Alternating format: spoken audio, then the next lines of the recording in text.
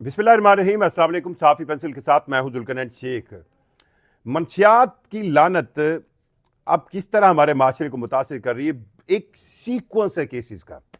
इन cases का sequence क्या है? मतलब आपको याद होगा लाहौर के अंदर डॉक्टर शाहिद को उसके बेटे ने कत्ल किया। डॉक्टर शाहिद मेरे बड़े अच्छे दोस्त, जब मैंने सहाफ़त का आगाज़ किया था उस वक्त से इनको जानता हूँ। बड़ा अफसोसनाक वाक़या। और जब ये खबर आई थी तो उस वक्त मुझे खुद लगा था कि ऐसा ही कोई एलिमेंट आएगा। इसी तरह आपने जॉर्डन गैंग के बारे में सुना था। जॉर्डन गैंग लाहौर के अंदर किस तरह मंशियात सप्लाई करता था, और इस मंशियात की सिंप्लिसिटी ऑनलाइन सेंस में कितनी है कि एक बच्चा अपने वालिद से कहेगा कि आप ये फलानी ऑनलाइन जगह से ये पेस्ट्रीज मंगवा दें, और पेस्ट्रीज के ऑर्डर्स के अंदर ही कोड्स हैं जिसमें वो मंशियात को किस तरह उस पेस्ट्रीज, आपको पता ही, वालिद को पता ही नहीं होगा, वो 4 पेस्ट्रीज आएंगी, एक स्पेशल होगी, 3 जो है वो सिंपल होंगी, और वालिद यही समझ रहा होगा कि ये मेरा बच्चा एक सिंपल पेस्ट्री खा रहा है, जबकि वो मंशियात में होगी। और अब मुस्तफा वाले केस में, अरमगान वाले केस में, और फिर अब मैं नाम लेता जाऊंगा, कितने कितने आ रहे हैं जी, फलां एक्टर का बच्चा या बड़े बड़े लोग जो इस मंशियात के। अब ये एक चेन चलती कैसे है? मंशियात सिर्फ मंशियात नहीं लेना होता, बल्कि जो अफेक्टिव लोग होते हैं उनके बच्चों को घेर कर एक पूरे तसलसल के साथ काम करवाना, फिर ये हाई लेवल पर जाती है। इस पूरे मामले में मॉडर्न वर्ल्ड में, अमेरिका में, हर जगह पर ये हो रहा है। पर सवाल, मैं आज ये कहानी आपको सुना रहा हूं, इस कहानी से मैं कहना क्या चाह रहा हूं। दुनिया में हर जगह पे मंशियात का, मॉडर्न वर्ल्ड में, और स्पेशली वो इकोनॉमीज जहां पर पैसे हैं जैसे अमेरिका है, वहां पर जो है ये इशू है, लेकिन उसको काउंटर करने के लिए एक मैकेनिज्म ही है जो पाकिस्तान में नहीं है। 2 तरह का मैकेनिज्म चाहिए। एक तो मैकेनिज्म ये चाहिए कि इन मंशियात को बेचने में, इनको लाने में जो लोग मुलव्वस हैं उनके खिलाफ आपकी कितनी सख्त सजाएं, कितनी सख्त कार्रवाई है, और कितनी सजाएं आप दे रहे हैं, और कितने मंशियात के केसेस हैं जिनके ऊपर अदालतें फैसला देती है। पकड़ा, हमें पुलिस से प्रेस मिलेगी, आपको एंटी नारकोटिक से मिलेगी, ये फिलहाल शख्स को पकड़ लिया, इससे 5 किलो चर्च पकड़ी गई, इतनी आइस पकड़ी गई, इतनी हीरोइन पकड़ी गई, इतनी ये पकड़ा गया। पर ये अगर आप साल बाद उस शख्स के बारे में जिसको पकड़ा गया होगा उसको परसू कर लें, वो आज़ाद होगा, क्योंकि बाद में उसकी प्रोसिक्यूशन के मसाइल उसकी बिल्कुल किसी ने तवज्जो नहीं देंगे। और क्योंकि मंशियात फरोशों के पास पैसे की कभी कभी नहीं होती, तो वो पैसा, वो पता चलेगा कि जो मंशियात थी वो जब लेबॉर्ट्री जाएंगी तो वहाँ से साबित हो जाएगा कि ये मंशियात नहीं थी। और अब जो देखें, ये तो एक साइड की है कि वो बेचने वाले, उनके खिलाफ कानून साजी कैसे की जाए, और फिर जो उसको कर रहे हैं उनको डराया कैसे जाए, आपको कैसे पता चला जाए। पाकिस्तान के अंदर कोई भी ऐसा रैंडम टेस्टिंग का, अब ये कह रहे हैं, अब सिंध गवर्नमेंट में मैंने आज सुना गवर्नर सिंध कह रहा है, या पहले शजील मेमन साहब ने कहा कि जी हम सरकारी कॉलेजों में और यूनिवर्सिटीज़ में और स्कूलों में और साथी के स्टूडेंट्स के रैंडम टेस्ट करेंगे। मैं यहाँ तक कहता हूँ कि पार्लियामेंट से लेके अहम पोस्टों पर लेकर ब्यूरोक्रेसी तक रैंडम टेस्ट होने चाहिए। अमेरिका की और यूरोप की इस लिहाज से कानून साजी है। अगर उनका कोई भी डेलीगेट, डिप्लोमेट थर्ड वर्ल्ड में, हमारे जैसे मुल्कों में है, उसको हर एक सर्टेन टाइम के बाद उसके मंशियात के टेस्ट होते हैं, क्योंकि यहाँ पर मंशियात में सिर्फ वो शख्स खुद नहीं बर्बाद हो रहा था, बेसिकली तो वो एक गुलाम बन जाता है। और इस मंशियात फरोशी सेंस में इस चीज़ को रोकने के लिए एक सीक्वेंस के साथ उनके टेस्ट होते हैं। मैं ये कहता हूँ कि पाकिस्तान के अंदर आपकी ब्यूरोक्रेसी, आपके पार्लियामेंटेरियन, आपकी यूनिवर्सिटीज़, आपके कॉलेज, हर जगह पर मंशियात के रैंडम टेस्ट का एक कानून होना चाहिए, और हमें पता लगना चाहिए कि कौन कौन लोग। और इसका सिर्फ पता लगने से नहीं है, जब जो डर होता है ना, वो किसी भी चीज़ के लिए सबसे, किसी भी जुर्म के लिए, किसी भी बुराई के लिए सबसे बड़ा हथियार डर होता है।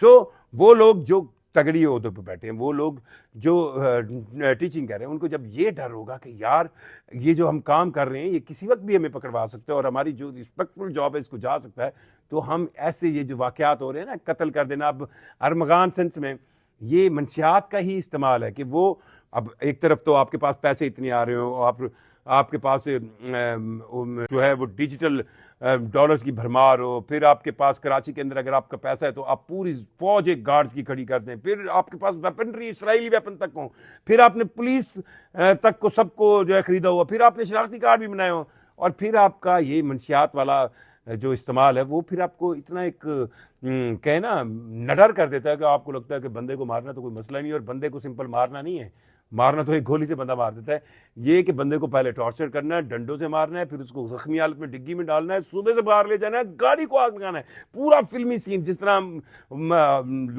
हॉलीवुड की फिल्में देखते हैं ना, कि जिसमें वो गैंग्स होते हैं, वो कहते हैं अच्छा तेरे में जरूरत है, निकल आग लगा देना ये। और फिर ये देखे ना, बेटा बाप को मार रहा है। और फिर इन मंशियात के अंदर हर आता हुआ टाइम जो इसमें मॉडर्न सेंस ला रहा है, उसको भी जो है देखना चाहिए। और ये काम मेरा ख्याल है एंटी नारकोटिक्स हमने पूरा इदारा बनाया हुआ है, अब वो इस पर कितनी तवज्जो दे रही है, ये बहुत ज़रूरी है। अब मैं यहाँ पर थोड़ा सा जिक्र ना चाइना का करना चाहूँगा।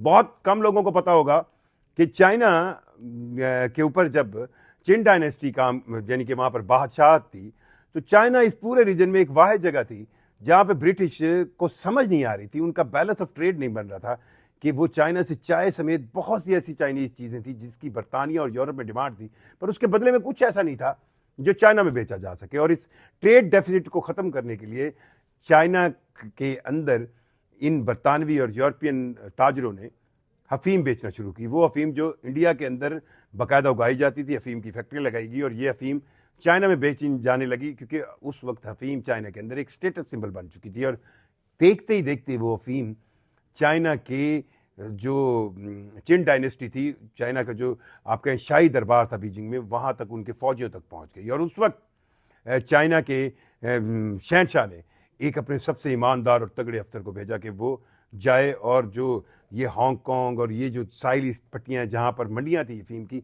उनके पर कार्रवाई करे। और उसने ऐसा ही किया। और मतलब कहा जाता है कि तकरीबन जो उसने पहला स्टॉक पकड़ा था अफीम का, उसको जलाने में 2 महीने लगे थे।